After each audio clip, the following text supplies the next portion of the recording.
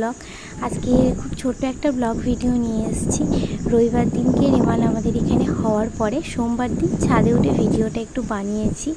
আর প্রচণ্ড আজকে হাওয়া দিচ্ছিল ছাদে, মানে এতটাই হাওয়া দিচ্ছিল, আমাকে দেখে নিশ্চয়ই তোমরা বুঝতে পারছো। আর আমার আশেপাশে পরিবেশটা সোমবার দিন সকালে কেমন ছিল সেটাই তোমাদের সাথে খুব ছোট্ট ব্লগ শেয়ার করব। আর আজকে এখনও আকাশ কিন্তু মেঘে ঢাকা আর ঝিরিঝিরি বৃষ্টিও পড়ছে সাথে। চেষ্টা করেছিলাম একটু বেশি সকালের দিকে ভিডিওটা বানানো, কিন্তু পরের দিন এতটা বৃষ্টি হচ্ছিল খুব সকালে যে একদমই বাড়ি থেকে বের হতে পারিনি।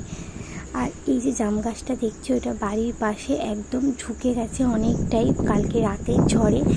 আর পুকুরের ওই পারের দৃশ্যগুলো সেগুলো তোমাদেরকে দেখাও একটু একটু করে।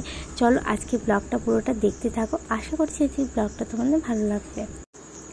দেখো বাড়ির সামনে এখানে একটা রকম পুকুর আছে, আর পুকুরের ওই পারে অনেকগুলো কলা গাছ ছিল। কালকে রাতের ঝড়ে কিছু কলা গাছ তো একদমই পড়ে গেছে পুকুরের মধ্যে, আর কিছু কলা গাছ একদমই হেলে গেছে, মানে একটু হাওয়া হলে পরে হয়তো পড়ে যেতে পারে, কারণ গাছগুলোর গোড়াতে একদমই মাটি ছিল না। কালকে রাতের ঝড়টা যতটা হবে বলেছিল অতটাও কিন্তু হয়নি, মোটামুটি অনেকটাই কম হয়েছে। 135 থেকে 30 কিলোমিটার বেগে ঝড় হওয়ার কথা ছিল, কিন্তু আমার মনে হলো না অতটাও হয়েছে, হয়তো 90 থেকে 100 কিলোমিটার হতে পারে।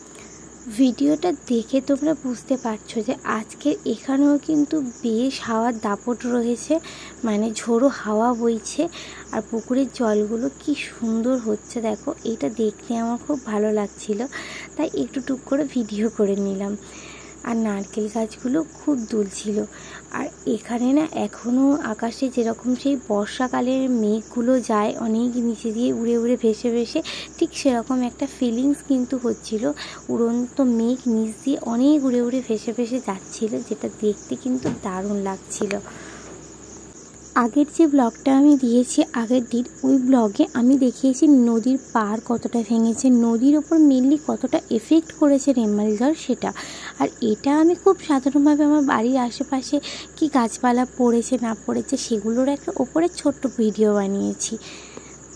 এই ঝড়ে সেরকমভাবে কোনো ক্ষয়ক্ষতিও হয়নি, কারণ আমি প্রথমেই বললাম ঝড়ের দাপট অতটাও ছিল না। তো চলো আজকে তাহলে ব্লগটা এখানেই শেষ করছি। আরও একটা নতুন ব্লগে তোমাদের সাথে আমার খুব তাড়াতাড়ি দেখা হবে। ততক্ষণ সবাই খুব ভালো থেকো, সুস্থ থেকো। আর যদি ব্লগটা পুরোটা দেখে থাকো তাহলে প্লিজ আমাকে একটা কমেন্টস করে জানিও যে আজকে ব্লগটা তোমাদের কেমন লাগলো। ওকে চলো টাটা।